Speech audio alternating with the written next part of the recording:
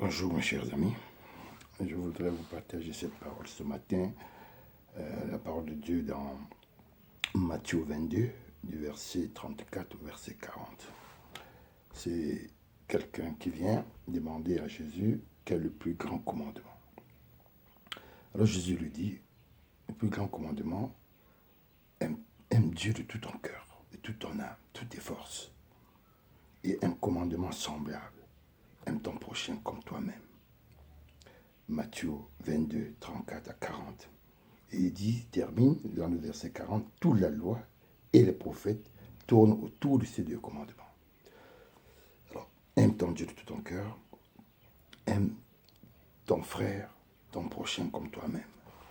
Alors, lorsque j'ai lu cette parole, j'ai dit vraiment c'est formidable. Si réellement nous aimons et nous aimons Dieu,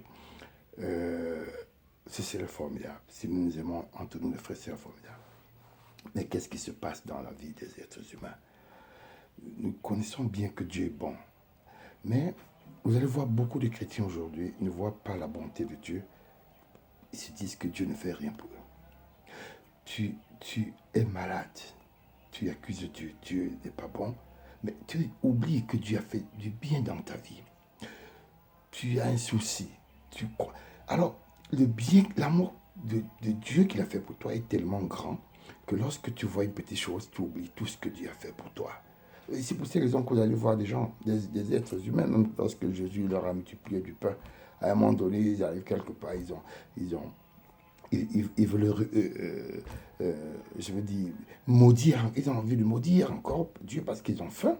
Vous avez vu la manne du ciel, quand Moïse prenait la prière pour que la manne tombe. Quelqu'un a fait des miracles à côté de vous, mais vous êtes toujours en train de murmurer pour Dieu. Alors c'est très dangereux. Et c'est ça, disons. Mais je voudrais regarder aujourd'hui le deuxième, c'est-à-dire à partir du verset 39 qui dit « Aime ton prochain comme toi-même ». Alors, est-ce que nous nous aimons? Je regarde aujourd'hui dans nos vies, surtout dans les vies de famille, vous allez voir par exemple un couple qui...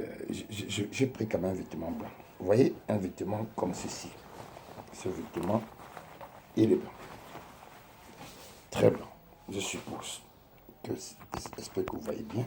Voilà le vêtement qui est blanc sur moi. Mais je suis sûr que ce que vous voyez sur ce vêtement, sur le point noir. Le point noir que vous voyez sur ce vêtement. Voilà un vêtement blanc. Voilà par exemple la vie de votre mari. La vie de votre épouse. Mais autour, il y a un point noir. Mais qu'est-ce que le mari voit? Qu'est-ce que la femme voit sur ce vêtement, sur le point noir? Il oublie tout ce que vous avez par exemple, je prends un exemple, vous avez par exemple un mari à la maison. Il s'occupe de tout, il fait tout ce qu'il y a de le faire, il paye les factures, il envoie les enfants à l'école, il arrange tout, il paye le branche social, il a vos habits. Mais le jour où il n'a pas fait quelque chose, ou alors son point faible, parce qu'il doit avoir peut-être son point faible, peut-être que c'est quelqu'un qui boit du vin, peut-être que c'est quelqu'un qui fait autre chose, peut-être que c'est quelqu'un qui, peut-être qui sur un point de la maison, peut-être que non, la ration, il ne donne pas rapidement. Alors ça devient son point noir. Mais c'est ça que l'autre voit. Il ne voit pas tout le bien que l'autre fait, mais il voit le point noir. Et tous les jours, ils ont des problèmes à cause du point noir. Ce n'est pas le point. Plus, je vais vous faire un exemple, plus tu t'acharnes le point noir, plus tu regardes le point noir, plus même ce qui était blanc continue à venir. Vous voyez? Même ce qui était blanc, parce que plus, peut-être qu'il était bon, il était un peu mauvais, imparfait, peut-être que sur la ration, mais il est parfait sur autre chose. Mais plus tu bavardes dans ses oreilles, plus tu déranges, n'est-ce pas? Même le point qu'il était un peu bon, ça commence à noircir. Vous voyez? L'homme commence à noircir. À un moment donné, on dit, on ne connaît plus l'homme. Qui l'a rendu noir? C'est vous qui l'avez rendu noir. Et il est bon de nature. Cet homme est bon de nature. Mais vous l'avez transformé à cause de ne fixer vos regards que sur le point noir. Mais lorsque vous fixez vos regards sur le point blanc, sur ce que l'on fait pour vous, ça le guérit. Ça le guérit au fur et à mesure que vous fixez le point sur le blanc. Vous oubliez le noir. une chose dessus, il guérit. Ça finit, il devient un homme parfait. Parce que, mes frères et sœurs, c'est l'amour qui guérit les tares. C'est l'amour qui guérit les imperfections des autres. Plus vous vous acharnez, plus il devient noir davantage. Plus vous vous acharnez, je prends par exemple le cas d'un enfant, vous avez un enfant à la maison, il est têtu. Plus vous acharnez sur lui, il devient de plus en plus têtu. Mais plus vous l'aimez, vous voyez un peu le point blanc qu'il a dans sa vie, il est fort probable qu'il change. C'est ça où Dieu nous demande aujourd'hui, de nous aimer les uns comme les autres. Aime ton prochain comme toi-même. Personne n'est parfait. Mère Teresa disait, ceux qui sont imparfaits chez nous devraient être une école d'amour pour nous. C'est-à-dire, si quelqu'un est imparfait, il doit devenir une école d'amour pour moi. Alors, je vous exhorte, mes chers amis, à regarder dans vos frères, n'est-ce pas, le bien, parce qu'en chacun de nous, il y a la vie du Christ. Regardez en vos frères le bien qui est dans vos frères. Ne vous focalisez pas toujours sur son point faible.